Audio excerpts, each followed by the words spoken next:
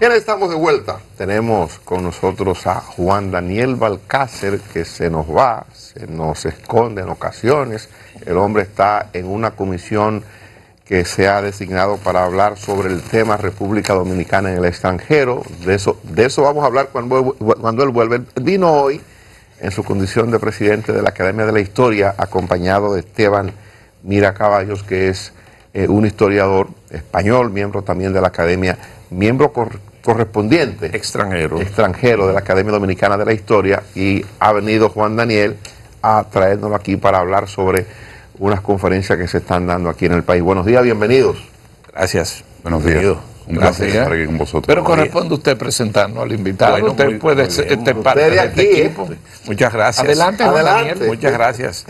Para la Academia Dominicana de la Historia es un gran honor tener en el país la visita del historiador español Esteban Mira Caballos, que es un autor reconocido, autor de diversas obras, y en esta semana dictó una conferencia precisamente anoche en el Archivo General de la Nación con el título La conquista pactada, indígenas y mestizos en la conquista y administración de las Indias.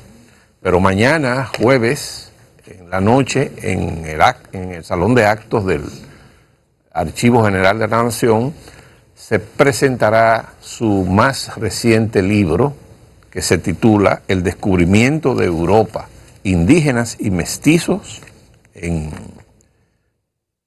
el viejo mundo. En el viejo mundo. Es decir, que el profesor Mira Caballos nos honra con su visita para presentar este nuevo libro publicado por la prestigiosa editorial Crítica de España, y esperamos que los aportes que ha hecho en su investigación sean de mucha utilidad para los estudiosos de temas indígenas, de temas relacionados con el descubrimiento de América y del llamado Nuevo Mundo. Ahora, pero resulta, Esteban, que en el título por lo menos del libro, esto es a la inversa que opera, porque estamos hablando del descubrimiento de Europa, indígenas y mestizos en el viejo mundo. Nosotros somos el Nuevo Mundo. Explíquenos. Bueno, claro, tenemos siempre la visión unidireccional de que España descubre, conquista, entre comillas, destruye, administra las Indias, pero eso es una visión realmente falsa, ¿no? España descubre América el 12 de octubre de 1492 y 5 meses después, en abril de 1493, los primeros indígenas, precisamente de aquí de la Española, descubren el viejo mundo. Son bautizados en abril en Barcelona, esos primeros indígenas. Pero lo interesante no es eso, lo interesante es que durante 5 siglos no paran de llegar indígenas a la península ibérica, con motivos muy diversos. Históricamente... Básicamente desde la Española. Varios miles en los primeros años, fundamentalmente de la Española y del área antillana. Después llegan de todos los confines del Nuevo Mundo. Hay que tener en cuenta una cosa muy importante. No llegan, lo llevan. Muchos vienen voluntariamente. Algunos como esclavos, otros voluntariamente. Hay que tener en cuenta que estamos acostumbrados a la conquista de los españoles, pero realmente buena parte de los conquistadores fueron indígenas que salían con los españoles. Pero también en la administración. España mantiene como en la administración a todos los caciques y curacas, cazoncis, tlatoques, todos esos se conservan en el poder. Decía Alonso de Zorita, un cronista, que el único que perdió su reino en América fue Moctezuma. Todos los demás España conserva la estructura de poder indígena para cobrar todos esos impuestos, que son ellos los que se encargan. Y claro, ¿qué pasa? Que todos estos colaboradores necesarios en la conquista, en la defensa del imperio, hay que tener en cuenta que buena parte del imperio la mantienen las propias milicias indígenas, que se encargan de proteger la frontera. ¿Cómo se recoge esa parte? No lo sé, no conozco el libro, no conozco la obra. ¿Cómo reaccionan los indígenas cuando descubren al viejo mundo? ¿Cuál es la impresión que tienen? ¿Cómo se comportan? Bueno, Claro, como la variedad es tan grande de las personas que llegan, dependiendo si llega una persona originaria de Tenochtitlan, bueno, pues hay que tener en cuenta que Tenochtitlan era 5 o 6 veces más grande que la ciudad más grande de España en esos momentos, que era Sevilla. Bueno, pues a lo mejor tiene una reacción diferente a un indígena de originario, pues yo qué sé, pues de Chachapoya, o incluso de alguna de las Antillas Menores o de la propia española, ¿no? Son reacciones totalmente diferentes, pero bien es cierto que podíamos pensar que se impresionaron con la Giralda de Sevilla o con el Alcázar. Bueno, pues no parece que fuera así. Una de las cosas que más le llamó la atención fue la pobreza que había en las ciudades españolas, la miseria, el infanticidio, los niños abandonados.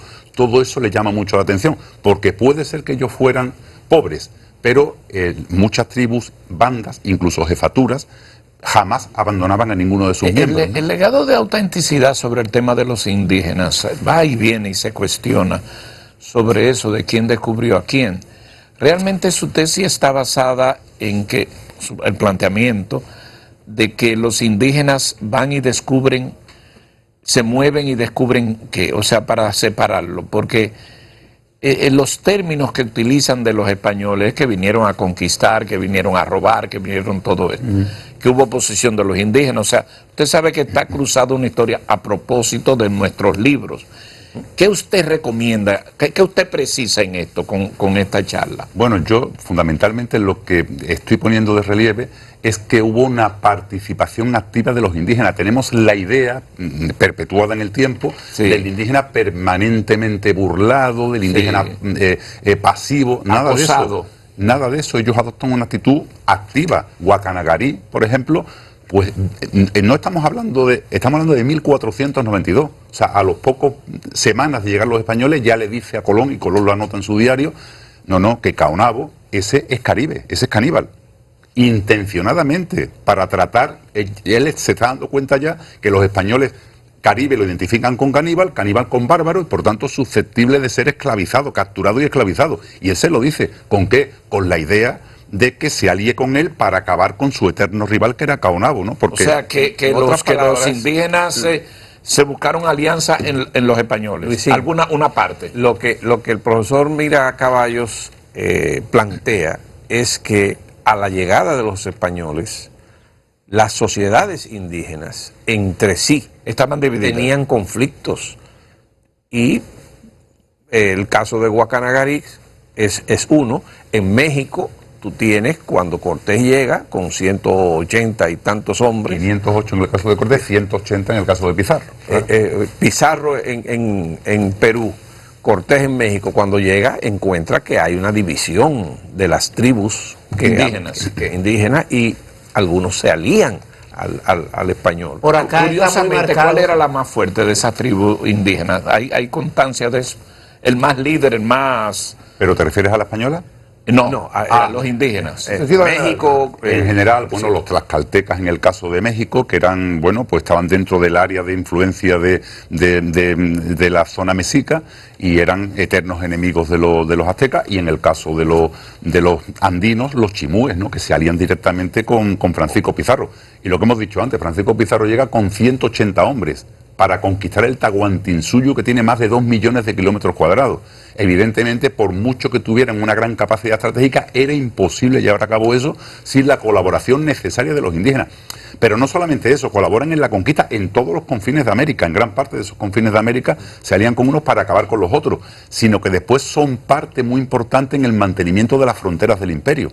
En el caso, por ejemplo, de los guaraníes de Paraguay, el gobernador Pedro de Lugo dice: mira, los españoles somos muy pocos, os vamos a dar más a vosotros, los guaraníes, y vosotros mantenéis la frontera y os defendéis de los portugueses. Y son los guaraníes, sin el concurso de los españoles, los que derrotan a los portugueses en la batalla de Cazapaguazú en 1639 y en Bororé en 1641. Por tanto, los indígenas son parte esencial del imperio hispánico, en la conquista, en la defensa del imperio y en la administración. En la visión eurocentrista, que desde Europa surge todo, descubrimos el mundo, se ha debatido siempre, por acá se habla de encuentro de culturas, no de descubrimiento, porque por acá existían sociedades bastante organizadas, con capacidad incluso de producir resultados científicos, se hacían operaciones quirúrgicas, todas esas cosas, ciudades bien organizadas, acueductos, pero nosotros desde aquí, como usted señala, quizás hemos sobredimensionado la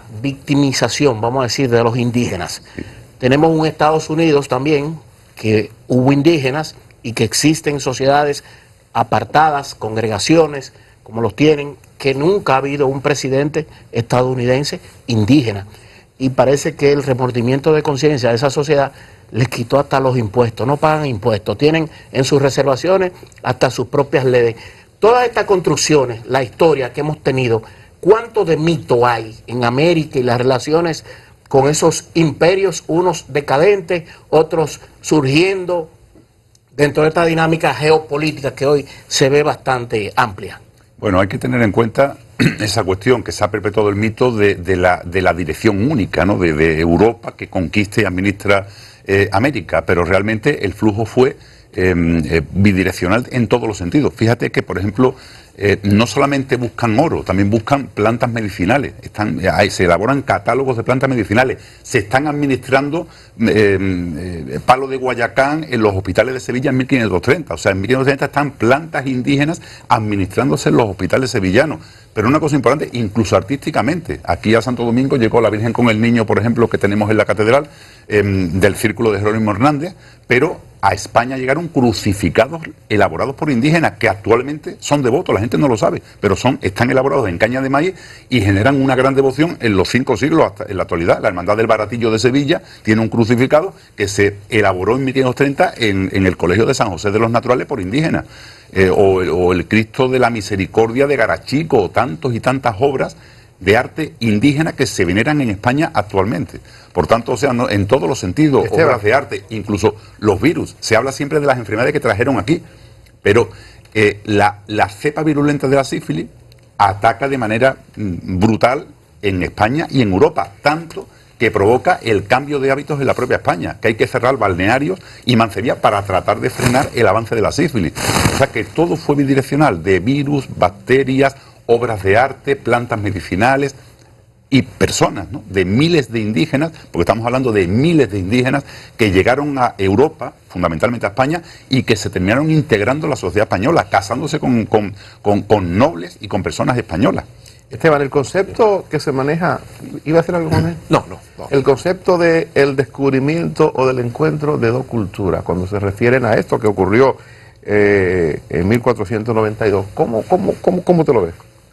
Bueno, evidentemente que hubo cosas, ¿no? El hecho de que fuera bidireccional, que evidentemente fue un encontronazo, ¿no? Donde hubo también víctimas. Yo no niego eso, ¿no? Y tengo libros escritos sobre esa cuestión. Evidentemente hubo víctimas. Los taínos, yo pienso que había unos 136.000, unos 150.000 indígenas en la Española y quedaron reducidos a la nada en 30, 40 años, ¿no? Por lo tanto hubo drama en ese encuentro, ¿no?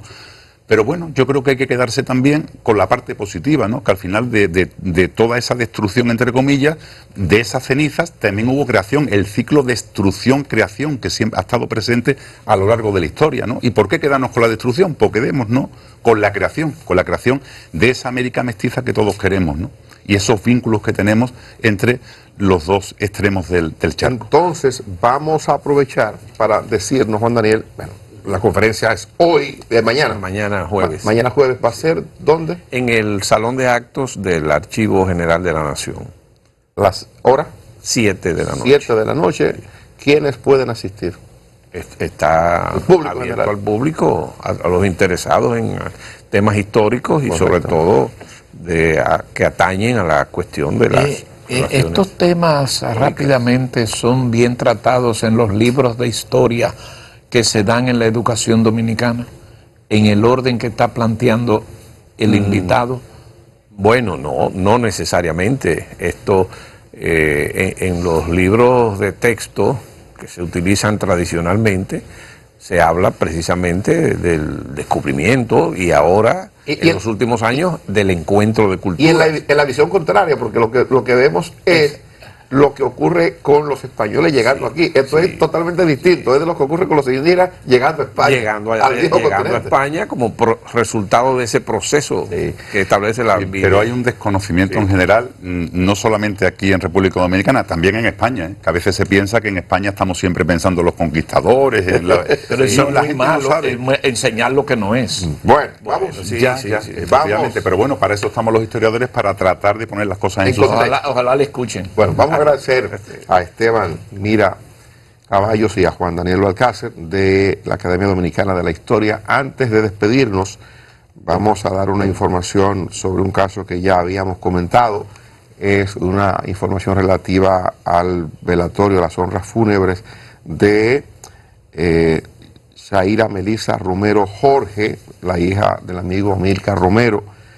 Su cuerpo va a llegar está llegando hoy en la mañana, será velada el viernes en el Jardín Memorial de la Jacobo Masluta. La información válida para los amigos, para los familiares, para los relacionados de la familia Romero Jorge.